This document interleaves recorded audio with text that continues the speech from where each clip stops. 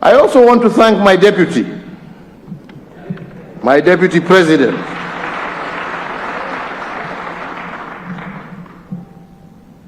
because all in all, along that path, I kept him abreast of what was going on.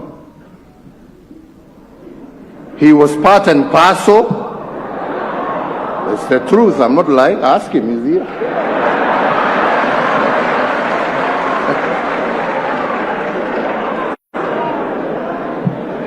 He was part and parcel. In fact, he helped me identify some of the wazays I just mentioned here. Yeah.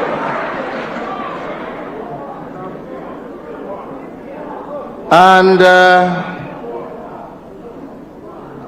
the purpose, as I had told him, and as we agreed with Raila, was never to talk about what shall happen tomorrow in terms of our elective posts, but I said it was an extension of what I and you did in 2013.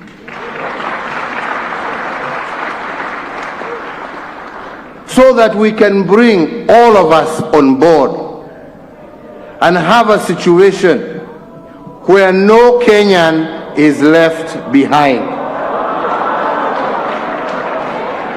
Okay?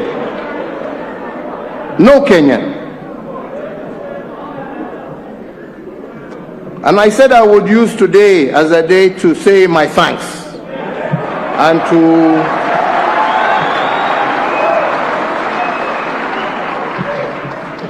put things also in context. Because I hope and pray that from here we shall focus ourselves on the issue at hand. And the issue at hand is how to ensure unity in our diversity. There are issues, fellow Kenyans, that we consistently shy away from addressing because we don't want to address certain things. We don't want to own up to certain things. But the fact of the matter is that we are a tribal society. We want to get away from it, but that's what we are. And this is what divides us, because we pretend we are national leaders. But when the time comes, we switch to vernacular and we become what we are. And these are facts. Tusidanganyane. Na kila mtu anasema ile watu wako namna hii sijui, na wale wako hivi, na wale wako vile, na wale wako hivi. I will also admit today that I've also been part and parcel of that negative politics. Yeah. So I'm not blaming, I'm not saying this because I'm pointing fingers at anybody. I am just saying we have all been part of this mess. We have all been part of it. But we never want to talk about it. We all pretend how great and how national leaders we are. All right? And that is why we must address ourselves to this issue of inclusivity. Because if we are going to remove this kasumba that has disturbed us, we must deal with this issue of inclusivity so that every single community and section of this country feels that they are part and parcel of this great nation. And you know, we started pole addressing ourselves to that issue even in 2010 by bringing on devolution and ensuring now resources were going kule mashinani. But there were still elements that were left. Elements that made people feel that they were left out of national government. So the issue of inclusivity is critical and was critical.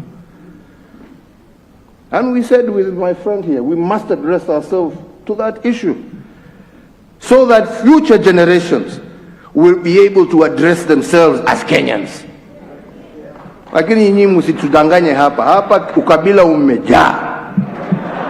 Na ni vizuri, unajua mtu asiposema ukweli tunaficha kule, but then we never address it.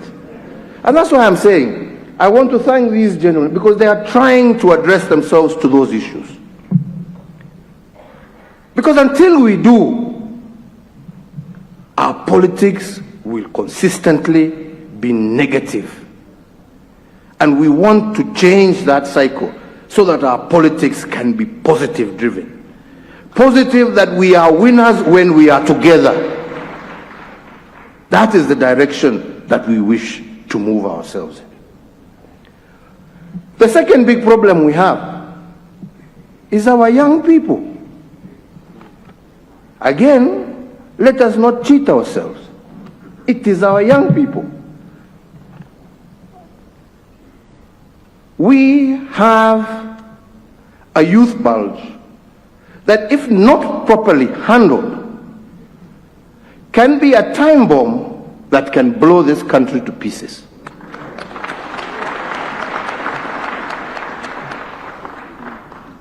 And the handling of that has to be done extremely carefully. Extremely carefully. That is not a problem of this community or that. It affects us all. But how we manage it, we must manage it very carefully. We cannot manage it through inciting them. All right? We must manage it by including them in our decision-making processes. And that is why I said in Kisii during the Mashujaa Day celebrations, if we are to deal with our youth problem, we must deal with our economy. And there is no country in the world that has ever developed on a 5-year cycle of politics. You can never develop on a 5-year cycle. And if you cannot develop your economy, how do you create the jobs? If every cycle you spend 1 whole year, and in this case, in our case, it's 2 years, before the election campaigning, then you spend another 2 years after the election campaign trying to sort out the political mess, umebaki na mwaka moja ya kufanya kazi. Uchumi kweli tutapanua? Wenzangu, vijana kweli tutawapatia kazi? Yeah? Na ndipo niliwaambia juzi wakati tulikuwa tumeenda kuanzisha mradi wa hawa vijana, na nikawaambia, my friends, be very careful. It is very exciting and it is very sweet. But we must stop this culture of use and dispose of our young people, and instead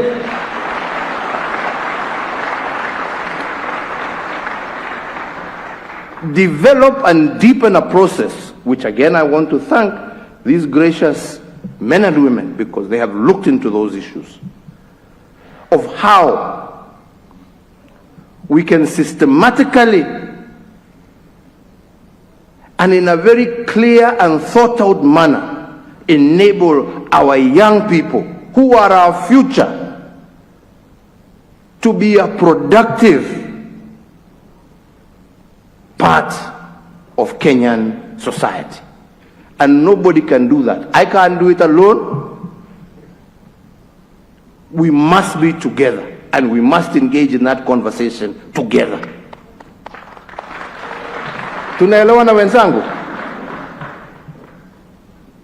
And I strongly believe if we just deal with those two issues,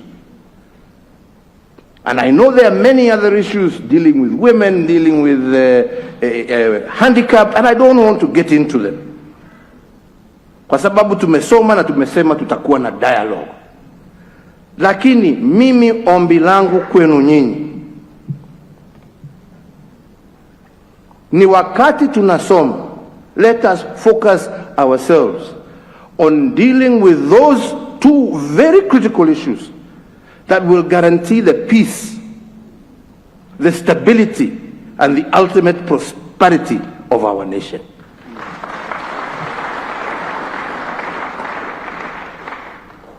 And let us not entertain the sideshows, because there are too many sideshows that are detracting us from where we want to go, that are stopping this country from being that great country that our forefathers saw it to be. And I believe that together we can achieve it. And I believe that together we can overcome this hurdle. And then those who are seeking elective positions, how wonderful it would be if you were seeking those elective positions in a unified country where it was ideas that are competing against each other, not ethnicity, not this, not this. It was a competition of ideas. How best can we get to where we are going? How best can we achieve for our people, for our children, for our children's children? And I believe here we have something. As I said in Kisii, I believe here we have something that can begin us in that process. And rather than fight over the many things that we will either agree or disagree on, please, on this one, let us agree. Let us agree and fix it. Mimi hiyo ndio ombi langu kwenu nyinyi na kwa Wakenya wote.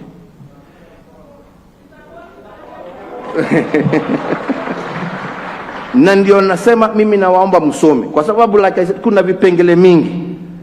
Na tumesikia hapa wengine wakaya mistaki ile hii iwe namna hii iwe namna hiyo. Ni sawa. That is the conversation that we must have. Si ndio? Because at the end of the day all we want to do is to see ourselves improve what has been done. But let us not be bogged down by those ones and fail to achieve this one.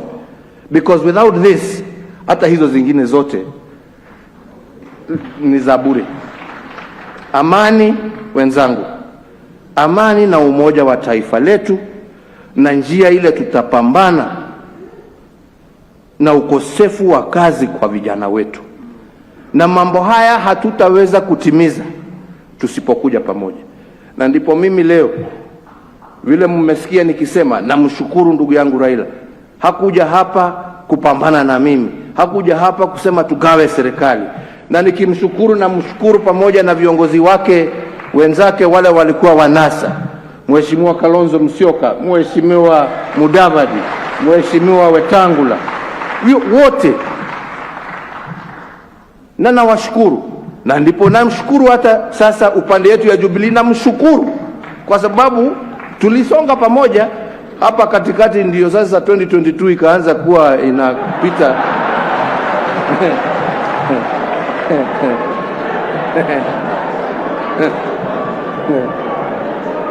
Akasahau yale mengine. Na ndio wanasema watu tutulize boli, hiyo bado itakuja. Ama ni namna gani wenzangu? Tutulize boli, hiyo itakuja. Miaka hairudi nyuma. Nilikuwa naambia viongozi hawa wa Kisii siku nyingine walikuja kunitembelea. Race hii ni ile ya kuhandover, unajua? Si ndio? Inaitwa relay. Unakimbia ule mwingine anakugojea pale, anatakikana kukugojea ndio ashike aendelee, si ndio? Lakini sasa my brother William hapa amepinduka, anakimbia nyuma.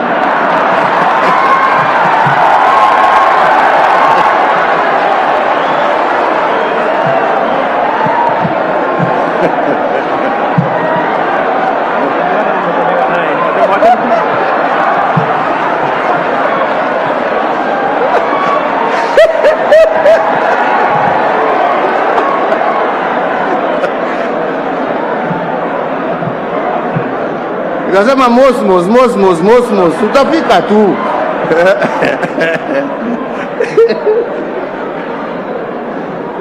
Jameni, tufanye shughuli hii muhimu kwa taifa, shughuli ambayo itatusaidia na itasaidia kuleta umoja na amani katika taifa letu. Tumesikia hapa wale ambao wametuongelesha hapa, wale ambao wamepoteza mali yao kule Molo. Wazazi wetu hapa walipoteza mtoto yao kwa sababu ya siasa. Vile Mama Pendo ametuambia hapa, wacha hiyo iwe ya mwisho. Wacha hiyo iwe ya mwisho, na tuweze kusonga pamoja. Na ndipo nasema sisi tutaendelea kujadiliana na viongozi wenzetu, na wauliza nyinyi muendelee kuongea at every level of government, at every level of society. Engage one another, talk to each other, and in a civilized manner bring your recommendations to our good friends. Improve on it if we can improve on it. As one of our colleagues here said, you know, a good idea always gives way to a better. So if there is a better one, bring it on board. Let us not overload ourselves, and let us push forward and bring peace to our country. Mimi sitaki kuzidi hapo, isipokuwa kuungana na yale ambaye pia former Prime Minister ametaja, ya kwamba sisi wote tuwatuma rambirambi kwa jamii ya Zamba Kitonga, shujaa wa taifa letu la Kenya, ambaye alitusaidia kuleta hiyo katiba ya 2010. Tuombe Mwenyezi Mungu amweke pahali pema, na tufuate sisi hivyo ambaye ametufundisha. Tutasaidiana. BBI hii itapita jameni, ama mnaonaje? Itapita jameni? Mutapitisha? Mutatusaidia kuelimisha Wakenya ni kwa nini tunataka kupitisha document hii? Mutatusaidia? Tutatembea pamoja. Nataka mimi kumalizia hapo, lakini niseme, masikia Kalonzo akiongea hapo ya kwamba sijui kuna marriage act.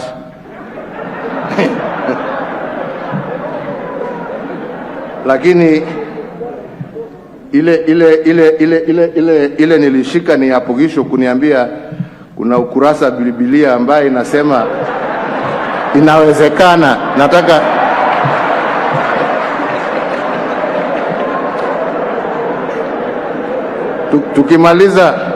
tukimaliza hapa utanionyesha ni chapter gani hiyo, ndio niweze kusoma vizuri, alafu tutaongea baadaye mami. Mungu awabariki, Mungu awalinde. Asanteni sana. Tusimame sote sasa kwa wimbo wa taifa. Sorry.